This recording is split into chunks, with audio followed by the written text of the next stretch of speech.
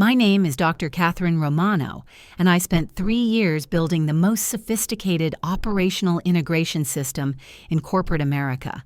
This is the story of how an insecure innovator learned that managing 50 locations is not just common sense management with better spreadsheets. Let me describe the moment everything changed at Pinnacle Enterprises. It was a Tuesday morning in late September, the kind of crisp Denver autumn day when you can see the snow-capped peaks crystal clear through the office windows. I was sitting at my workstation on the 38th floor, surrounded by the gentle hum of servers and the soft clicking of keyboards from my technical team. Most people think operations management is about spreadsheets and meetings.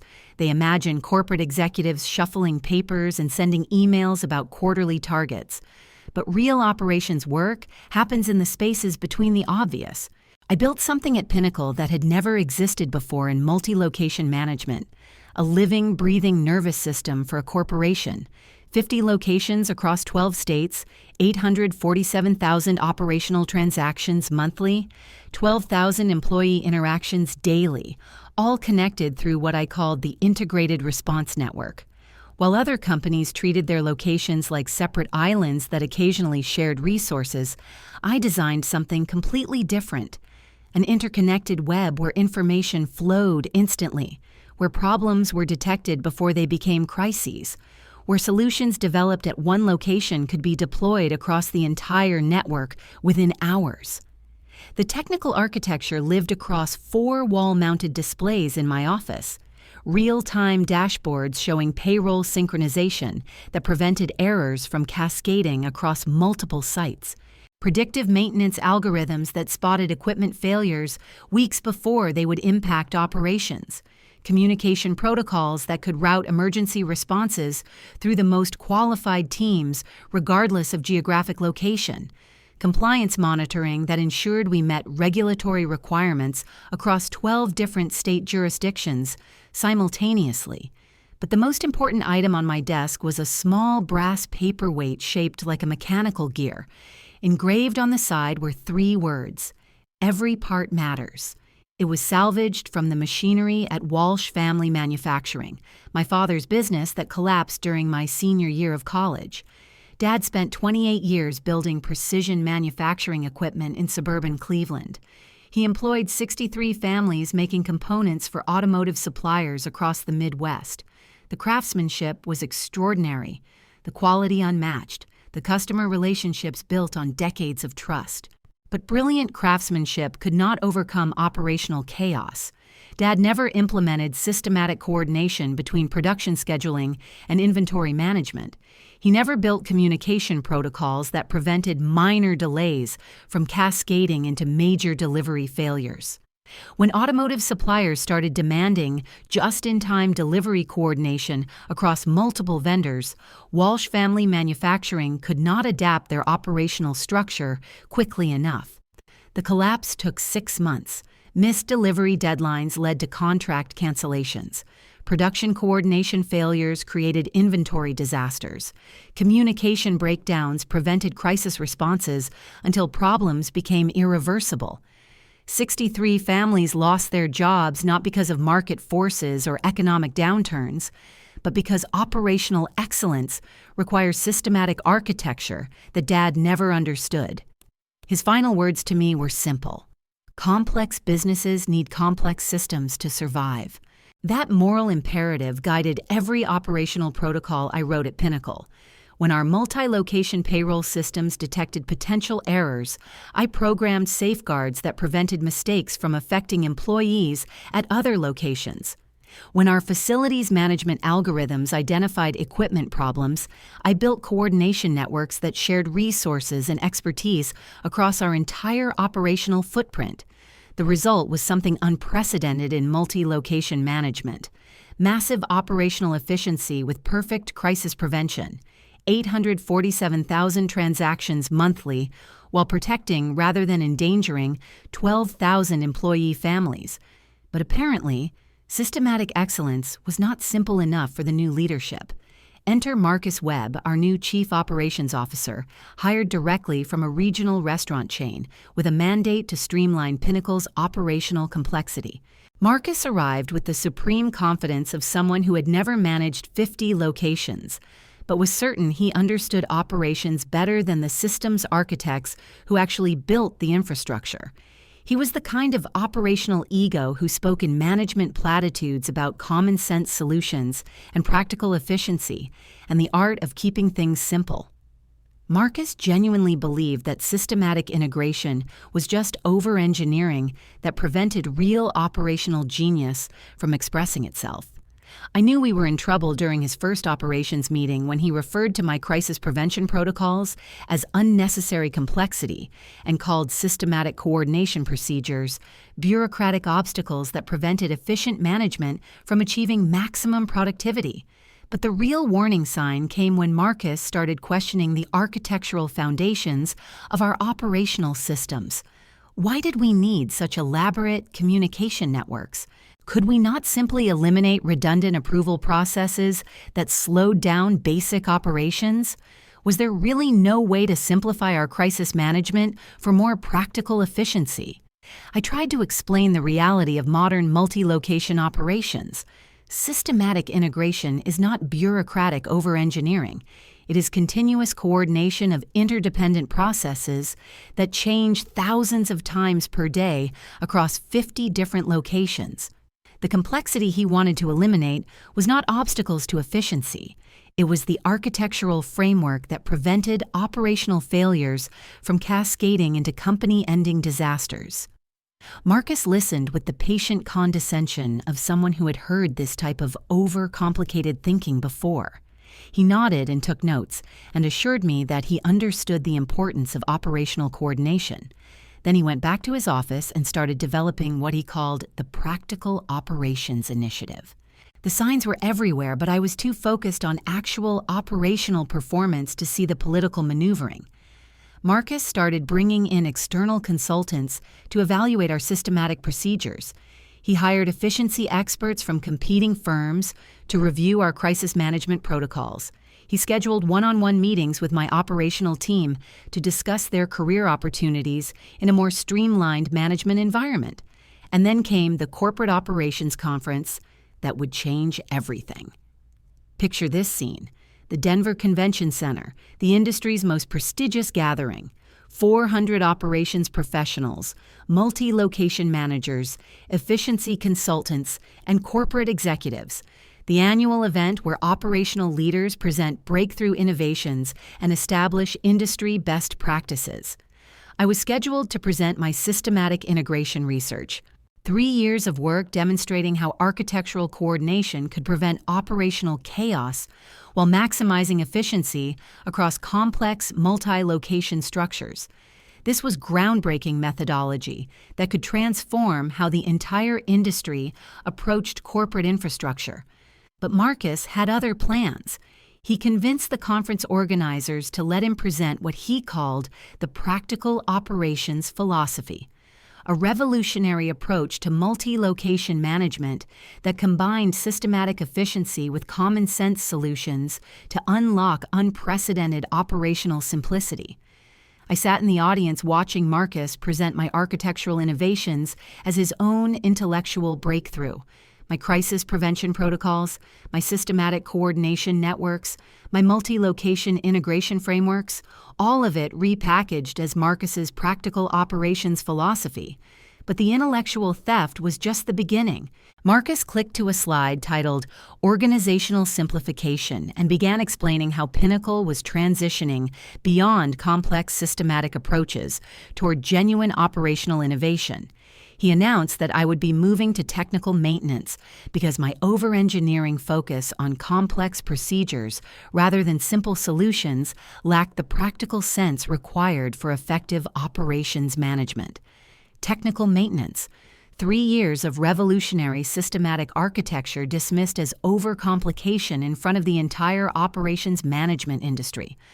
Marcus continued with surgical precision, explaining how real operations required common sense that could not be captured by bureaucratic coordination models. The audience was fascinated. They asked intelligent questions about implementation strategies and simplification frameworks. One corporate executive specifically congratulated Marcus on identifying the limitations of over-engineered approaches that had been constraining industry operational potential. I sat there in professional freefall, watching my life work get redefined as unnecessary complexity that prevented operational efficiency. Everything I had built, every employee I had protected, every crisis I had prevented, all of it dismissed as systematic overthinking by someone who had never coordinated operations across 50 locations. That night, I went home to my apartment in the Highlands neighborhood and did something I had not done since my father's business collapsed. I opened a bottle of wine and sat on my balcony overlooking downtown Denver, processing what had just happened to my career. But here's the thing about spending 3 years building multi-location operational systems. You learn to think systematically about complex interdependencies. You develop an instinct for identifying critical failure points in any architectural structure, and you understand better than anyone how catastrophic the consequences can be when people ignore systematic complexity they do not understand. So instead of crying or getting angry or updating my LinkedIn profile, I opened my laptop and began reviewing operational protocols with the focused intensity of someone planning a very precise, systematic procedure. Because Marcus Webb was about to learn that managing 50 locations is not just common sense with better coordination tools. The next morning, I arrived at Pinnacle with a completely different agenda. Instead of my usual routine of monitoring operational performance and adjusting systematic parameters, I began what I privately called the Great Simplification. You see, Marcus fundamentally misunderstood how modern multi-location operations actually work. He thought my systems were just elaborate management procedures that coordinated basic tasks across different offices. What he never realized was that Pinnacle's entire operational stability depended on continuous systematic integration that prevented minor problems from becoming major disasters. Our crisis management architecture routed every operational emergency through my personal oversight. Equipment failures, payroll discrepancies, compliance violations, communication breakdowns, all of it flowed through systematic protocols that I had designed to prevent cascading failures across our entire corporate footprint. Marcus wanted to eliminate my unnecessary complexity? Perfect. I was about to show him exactly what that complexity was designed to prevent. First stop, the Operational Systems Control Panel. I logged into our multi-location coordination platform and began systematically activating what I called reduced oversight mode. This was not sabotage or retaliation. This was ethical compliance with Marcus's directive to simplify operations by removing complex, systematic safeguards. I withdrew my personal oversight from automated escalation procedures. I removed coordination from cross-location communication networks. I disabled proactive maintenance protocols that prevented equipment failures from spreading across multiple offices. But I maintained all basic functionality. Payroll would still process, facilities would still operate, communications would still function. Marcus would get exactly what he asked for: simple operations without complex systematic safeguards. Then I sent professional notifications to key employees across all 50 locations. Subject: Operational Protocol Changes. Dear team leaders, please be advised that operational protocols at Pinnacle Enterprises will be undergoing significant simplification over the next 30 days. I recommend reviewing your local crisis management procedures and ensuring direct communication channels with neighboring locations during this transition period. As always, protecting our operational excellence remains our highest priority. Best regards, Dr. Jennifer Walsh, Senior Director of Systems Integration. Marcus saw this email during his morning operational briefing and completely missed its significance. He forwarded it to Human Resources with a note about transitioning staff communications and moved on to more important matters like implementing practical operational efficiency. That was Marcus's fatal mistake.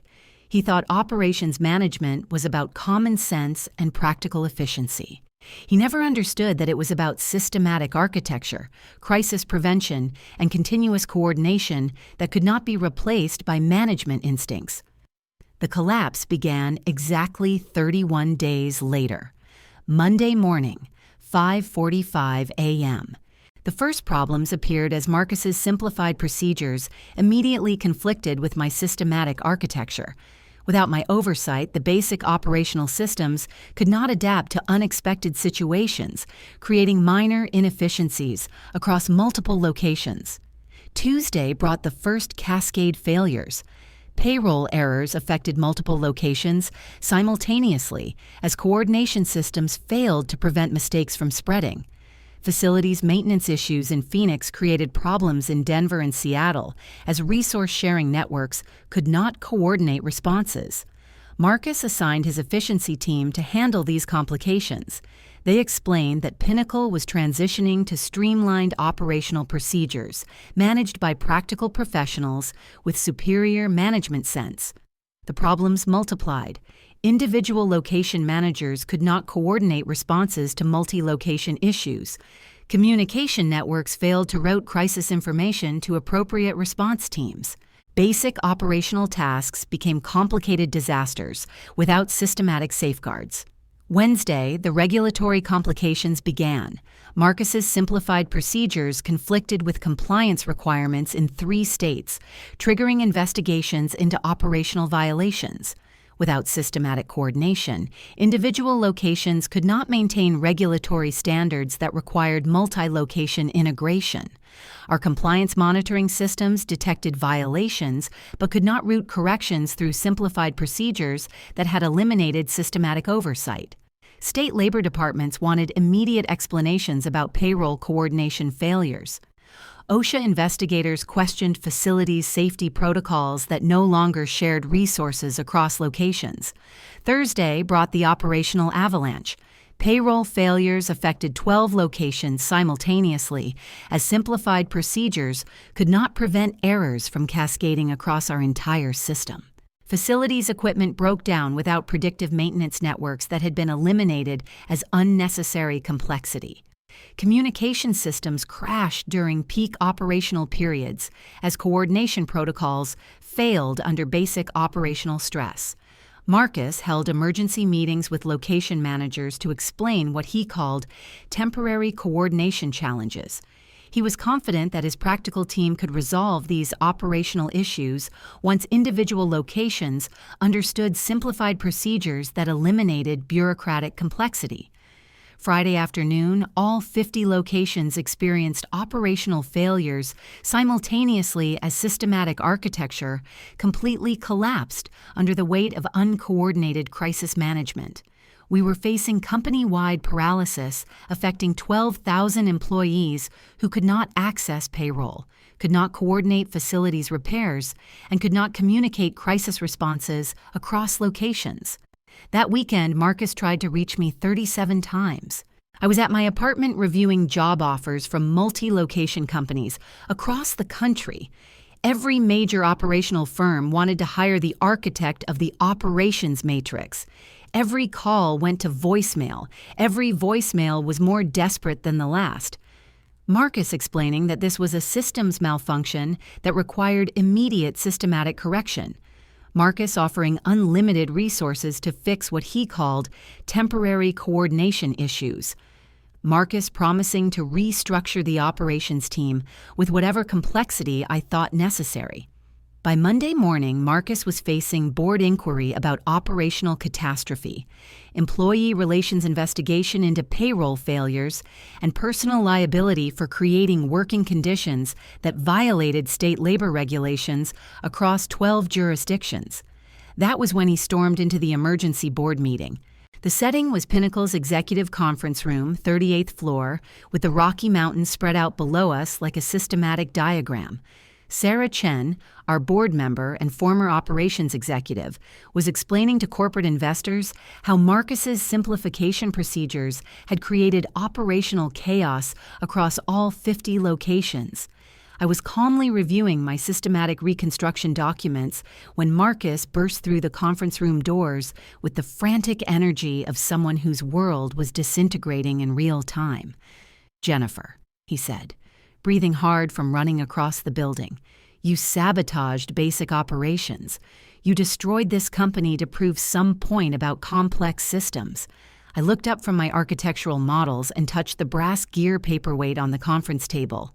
"Marcus, I did not sabotage anything. I just removed the crisis management that prevented your simplifications from becoming operational disasters."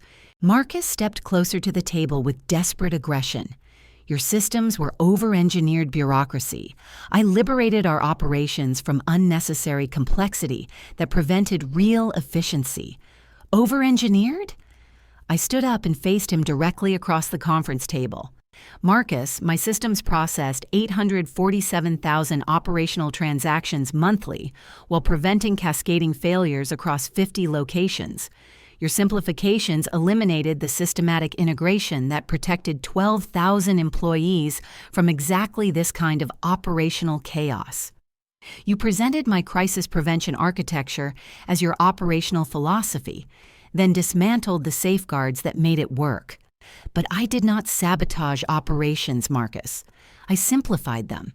Every systematic safeguard I removed was designed to demonstrate what happens when architectural coordination gets replaced by common sense management. You wanted to eliminate unnecessary complexity. I simply stepped aside so you could implement your vision without bureaucratic limitations. Marcus was starting to understand the magnitude of his mistake. You knew this would happen. You knew the failures and operational paralysis. You planned this entire systematic disaster.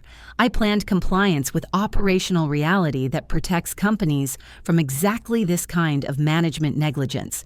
Marcus, you spent 4 months dismissing systematic safeguards as unnecessary complexity that prevented operational efficiency. You never bothered to understand that in multi-location management, systematic architecture is the operational efficiency. Without it, you are just running expensive chaos management across 50 different locations. The personal stakes became clear as I continued. "You see this paperweight? My father salvaged it from the machinery when Walsh Family Manufacturing collapsed. He lost 63 families their jobs because brilliant craftsmanship could not overcome operational chaos. I spent 3 years building systems that prevent that kind of failure. You dismantled those protections to prove your operational genius." Marcus started to interrupt, but I was not finished. "You told executives that real operations require common sense, not complicated systems. Well, common sense without systematic safeguards is just expensive guessing that creates the operational chaos my father's business fell victim to. You presented my innovations as your operational philosophy in front of 400 industry professionals, then eliminated the architectural coordination that made them practical." Marcus made one final desperate attempt. "The board will never approve this kind of vindictive destruction of operational value. Sarah Chen will demand accountability for this systematic sabotage." "The board?" I smiled for the first time since the conversation started. "Marcus, they are offering me your job with complete authority over systematic reconstruction. Every major operations firm wants to hire the architect of integrated crisis prevention. You are unemployable because every multi-location company now knows your procedures create operational liability. And Sarah Chen? She managed operations for 15 years before joining our board. She understands that multi-location management without systematic architecture is just crisis creation with better titles. When she finds out that you cause simultaneous operational failures affecting 12,000 families because you thought systematic coordination was unnecessary complexity, I suspect you will have bigger concerns than board approval." Marcus stood there processing the complete destruction of his career, while Sarah Chen explained to the board how my transition would restore operational stability and employee confidence. Every part matters in integrated operations. Remove the wrong systematic safeguard, and the entire operational machine stops working. Every coordination failure, every payroll disaster, every employee unable to work because basic systems collapsed. That is your practical operations philosophy in action. The beautiful thing about justice is how precisely it reflects the original crime. Marcus built his reputation on common sense efficiency and practical management that could transcend systematic limitations. Now he was about to discover that operations management without architectural coordination is just expensive chaos creation that destroys employee families. The insecure innovator who dismissed my safeguards as unnecessary complexity was about to learn that multi-location businesses punish practical speculation with operational catastrophe and personal liability. But the most poetic justice was still coming.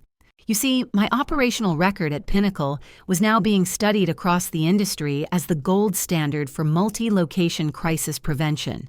Every major company was implementing systematic protocols based on architectural coordination that I had pioneered, which meant that any firm considering hiring Marcus would discover within weeks that his simplified procedures created exactly the operational disasters that my methods were specifically designed to prevent. His management philosophy had become an operational liability. 6 months later, the ironic reversal was complete. I was sitting in the CEO office at Pinnacle Enterprises, reviewing crisis prevention protocols for our expansion to 73 locations with perfect systematic integration. My brass gear paperweight caught the morning light over the Rocky Mountains as I approved architectural parameters for our Seattle expansion. Pinnacle had become the industry leader in multi-location operational excellence. Corporate clients were paying premium fees for systematic coordination that prevented operational chaos while maximizing efficiency across complex infrastructure. The board had restructured the entire company around my operations matrix. Marcus was unemployable in operations management, with documented responsibility for creating simultaneous system failures affecting 12,000 employees. The insecure innovator who believed practical sense could transcend systematic complexity was studying for real estate certification after becoming the cautionary tale about operations management without architectural coordination. That morning, Operations Management Journal named me Systems Executive of the Year for revolutionizing integration of crisis prevention and operational excellence. The article quoted corporate executives who describe Marcus's collapse as a perfect example of what happens when management ego conflicts with systematic reality. But the most satisfying moment came when I read the business school case study about Marcus's operational disaster. His simplified procedures were being analyzed as examples of how common sense, without systematic thinking, creates operational catastrophes that destroy employee families and corporate value. Marcus Webb, the insecure innovator who believed practical efficiency could replace architectural coordination, was destroyed by his failure to understand that complex businesses require complex systems to survive. His operational genius became documented incompetence, studied as a cautionary example of systematic ignorance. The Pinnacle Operations Matrix stands stronger than ever. It just protects different employees now, with a CEO who understands that systematic operational excellence and family protection create unshakable competitive advantage. Every part matters.